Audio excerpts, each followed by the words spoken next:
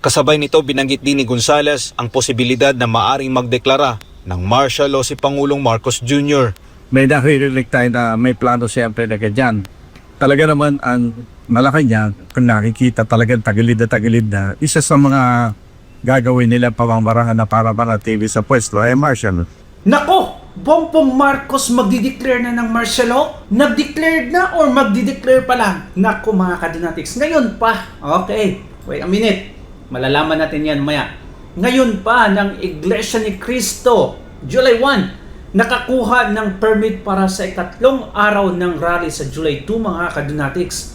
Nako! Mukhang hahaba pa ang rally sa EDSA. At eto mga kadonatics, habang tumatagal yan, mas lalong magagalit yung taong bayan. Mararanasan nilang inconvenience mga kadonatics. Mararanasan nila ang gutom, ulan, pagod, init, mas lalong magagalit ang taong bayan dyan. Kaya nga eto mga kadonatics, panoorin natin ng mabilisan. Eto na yung ginagawa nila ngayon. Eto, pakinggan mga kadonatics.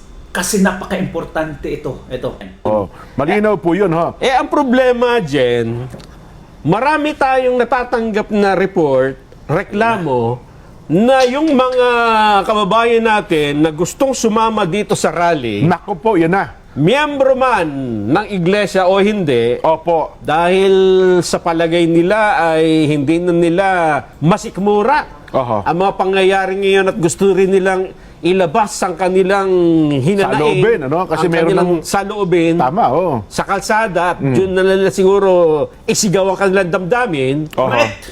Pilit po namang hinaharangan at ayaw patuloyin dito sa rallying ito. Lahat na po ng entry point papunta ng Metro Manila ay haharangin at ihaharas na sila po'y kakasuhan, lalo yung mga driver, operator, bus, yung mga van, etc. etc. Lahat po ng kaparaanan at aalamin nila o sino ang rehistro niya, sino bakit nandito kayo, anong gagawin ninyo. Yun nga. Oo. Basta may nakitang sasakyan na puno ang sakay, Oho. na hindi naman pampasahero, Oho. lalo na yung bus dyan. Na sasabi na, hindi kayo, out of line kayo, ha? Yan, oo. Ay hahanapan ng paraan Violation. para wag matuloy yung biyahe. Oho. At marami na po ang kahapon, ha? Marami na po. Tarlac, dito sa Cavite, dito sa Calamba, sa may gawin ng Batangas. Yes. Ano po? Hindi natin malaman kung anong kadahilanan. No, sapagkat kasi tapos bigla nilang iha-hype, Nelson. Hindi, ang bilang na ng mga tao sa EDSA, ganito lang. Parang lumilitaw, nakakaunti lang yung tao na nagpunta. Can you imagine mga kadonatics ha? Balita ng GMA News, if I'm not mistaken, basta dalawa lang, sa ABS-CBN or GMA. Nasa 400 lang daw yung rallyista mga kadonatics. Can you imagine that? Ha? Ganyan, tinatakpan yung katotohanan. Tapos sabihin nila na hindi sila bayaran, magagalit sila mga kadonatics. Pag sabihin mo na, bayaran! Di ba? Tapos ngayon, ang sabi ni Claire Castro, kahapon, sabi niya, hindi banta ang rally ng INC sa Malacanang or sa gobyerno. Pero bakit ito yung hinaharas na mga kadonatics? Hinaharas na? Martial law na ba? Or magdideclare pa lang ng martial law? Alamin Ano natin. nga, ayaw nyo papuntahin yung iba. Ayaw nyo papasukin, hinaharang nyo eh. Yan po ay Diba? delikado, Jen. Ha? Oho. Alam mo kung bakit? Bakit? Natatandaan mo yung sinabi natin. Eto, yan o, ang daming mga bus yan, hinaharang eh. Saan lugar ito? Natatandaan mo yung sinabi natin noong Lunes. Cavitex ito pala, oh. Ay, yan, pulis oh. Oh. Na kapag ka ikaw ay nagsalang ng tubig sa takure o sa kaldero at tinakpan mo at hindi mo nilagyan ng kahit kaunting siwang para makalabas Sinaw? yung steam, Nako. sasabog at sasabog yan. Oho. Ngayon, hinaharang mo. Parang ganyan, Totoo ha? nga. Ayaw mong patuloy ng mga taong ito na gusto lang namang makibahagi sa mapayapang pagtitipon sa rally. Isigaw ang kanilang gustong sabihin sa pamahalaan. Hindi natin Hindi natin pinipigilan. wawalang posibilidad na dumating ang panahon, mainis na itong mga ito. Yun na nga. At lalong mas mapanganib yun dyan kapag sila ay hindi mo pinapayagang magsalita o sumama sa pagtitipong katulad niyan, paano kung sumilakbo ang damdamin ng mga taong ito? Nako, parang pressure cooker yan. Yan ang sinasabi Diba? natin. Oo. Pressure cooker na pinipigil niyo po yung singaw, ay baka bigla kung sumambulat yan. Talaga. Masambulatan kayo sa mukha ninyo. Oho. At baka doon ay sabihin nyo na, may surprise na naman. Di ba? Nakakasurpresa yun. Sasambulat sa harapan mo Kasi pinigilan po ninyo. Ayan Bambantarlak. Yan. Tarlac po ito, ha? Ayan Yung pinipigilan kanina po. pala pinapakita natin, ay Cavitex ba yun? Iba pa raw po yung sa may Iba gawin. pa. At alam mo ba, hindi lang dyan, ha? Dito daw sa may gawin ng kasi ang iba, parang tubig na dumadaloy, Nelson, Sa dami. Sa dami, Kung saan di, alam mo naman ang tubig, di ba, pag dumaloy. Ay, hindi mo mapipigilin Hindi yan. mo mapipigil. Mga iba, dumaan sa may gawin ng Rizal. Oo. Pati sa Rizal daw, yung paakyat ng Litex. Yes. May mga Dito na sa malapit na. Yes, yung dumadaan po ng Rizal, Laguna, area na yan, Quezon. Ang iba kasi doon lumusot. Naku po. Yun po. Malinaw po yun, ha? Ang Teka problema dyan, Ikaw Marcos ka. Humanda ka talaga. Galit na yung taong bayan, mga kadunatics. Ngayon, eto pa. Ginigipit, hinaharas ang mga taong gusto lang mag-express ng kanilang opinions at frustrations, mga kadunatics, sa gobyerno. Tapos itong Armed Forces of the Philippines, tsaka itong PNP, palagi nilang sinasabi sa atin na non-partisan sila, mga kadunatics. Walang kinikilingan, walang kulay. Bakit nyo hinaharangan yung mga tao? Ay talagang, mga kadunatics, mas lalo nilang nilalagyan ng kahoy ang nasusunog na ng bahay, mga kadunatics. Mas lalong masusunog talaga. Panoorin natin itong saad ng SMNI, mga kadunatics. Martialo na ba? Or magmamartialo pa lang? Eto, sa tingin ko, mga kadunatics, eto lang, opinion ko lang to, which is the opinion of others as well, even Mayor Baste. Martialo na ngayon. Ang gagawin ni Marcos, mga kadunatics, mas lalong palalalain lang ang martialo kasi we are already under martialo. Paminawan na to. Dahil naman sa sunod-sunod na kilos protesta ng iba't ibang grupo, sinabi ng dating defense chief na si Norberto Gonzales na may posibilidad umanong magdeklara ng martial law si Pangulong Ferdinand Marcos Jr. Yes, Admar, yun nga yung sinabi ni former Defense Chief Norberto Gonzales kapag nagiging nahihirapan na yung Malacanang dahil nga sa lakas ng panawagan ng taong bayan ay maaari itong humantong sa pagdedeklara ng martial law.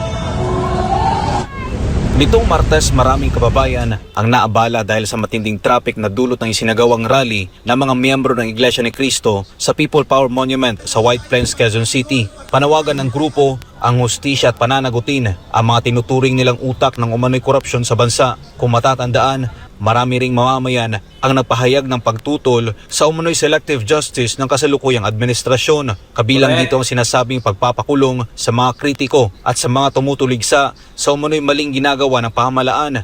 Ayon sa dating Defense Chief at Standard Bearer ng Partido Demokratiko Sosyalista ng Pilipinas na si Norberto Gonzales, bunga ng umano'y panggigipit ng pamahalaan ang sunod-sunod na kilos protesta. Anya, hindi lamang mga kaanib ng Iglesia ni Cristo ang lumalahok, kundi maging ang iba't ibang grupo at sektor.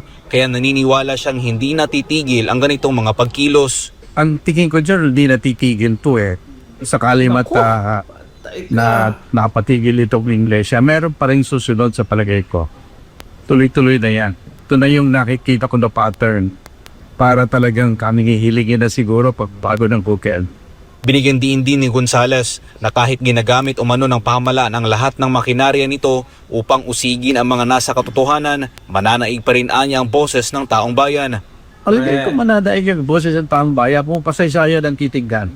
Alam mo, nung panahon ni Marcos Sr., may martial noon. Tapos diktadura pa. Wala pang laya ang ating mga kababayan. Talagang pwede ka talagang arestuhin, ulihin, torture, lahat nangyayari noong araw. No? Pero natuloy po rin yung People Power Revolution. Kasabay nito, binanggit din ni Gonzales ang posibilidad na maaring magdeklara ng martial law si Pangulong Marcos Jr. May naririnig tayo na may plano siyempre na ganyan. Talaga naman ang Malacanang, kung nakikita talagang tagilid na, isa sa mga gagawin nila pamamarahan na para manatili sa pwesto ay martial. Sa huli, nagbigay si Gonzales ng mensahe sa mga Pilipino, lalo na sa mga naaabala sa mga kilos protesta. Mga kababayan natin, alam nyo, akala nyo lang abala nila. Pero ang isipin natin, yung damage, yung pagkasira ng ang nabukasan natin. At pagka ito, mahal punoy nating araw, nasisira yan dahil sa laki ng pagnanakaw. Nakikita naman natin ang mga pagkilos ngayon ay patungo sa nais nila na baguhin ang ito prevailing situation natin.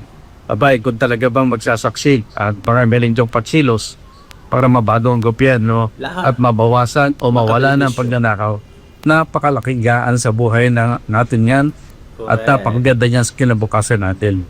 Kaya kung naabala kayo, huwag nyo masamain yan. Unawain natin yan. At kung maganda pa nga, kung sasama na tayo sa kalsada, na mapabilis siya. What a point, mga kadonatics. Okay, di ba? Ang nai-experience nila na abala ngayon, mga kadonatics, it's just a temporary. Pero grabe, kasi ang nangyayari ngayon, may forever effect para sa atin. Kung ito mapababa itong si Marcos Jr., mga kadonatics, may forever effect din yan sa kasaganahan ng ating bansa, mga kadonatics. Lahat makabenepisyo talaga. Kaya, ang pink at ang dilawan, sabi nila, nakakaabala daw.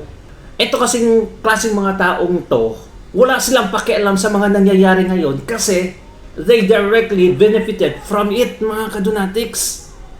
Diba?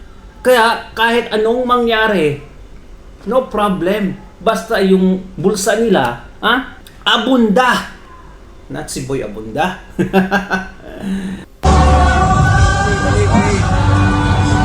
Samantala, Admar, Jade, andito tayo ngayon sa People Power Monument dito sa White Plains sa EDSA dito sa Quezon City, at makikita nyo sa inyong TV screen, nakalinya na, nakabantay na dito yung mga pulis. Nakalinya lang dito sa may concrete barrier kasi ito yung kauna-unahang pagkakataon na parang na-recover ng mga otoridad itong bahagi na to ng EDSA, at ngayon ay hinihintay na lang nila yung ang MMDA na magdalipat ng mga concrete barrier kasi nausok na ng mga otoridad o napakiusapan ng mga otoridad yung driver ng bus na nakaharang dito kahapon, kasi kahapon ang sitwasyon dito isang lane lang ang nadadaan. Nawala. Alright, anyway, mga kadonatics, pasensya na sa ating mga kadonatics natin kung naabala kayo. Para sa atin ditong lahat. So, please, sabi nga ni Senator Alan Peter Cayetano, rally is meant for inconveniency, mga kadonatics. So, I hope you guys understand. Lahat tayo dapat, sabi nga ni Norberto Gonzales na, sali na. Lahat tayo sasali na para mas madali yung gusto nating mangyari. Anyway, thank you so much and God bless you, mga kadonatics. Ingat palagi. Comment down below at mapasahin natin yan. Anyway, si Senator Marcoleta dumating na ngayon sa EDSA. Magsasalita siya later, mga kadonatics. Baka may update tayo. Thank you. God bless you. Ingat palagi. Bye-bye.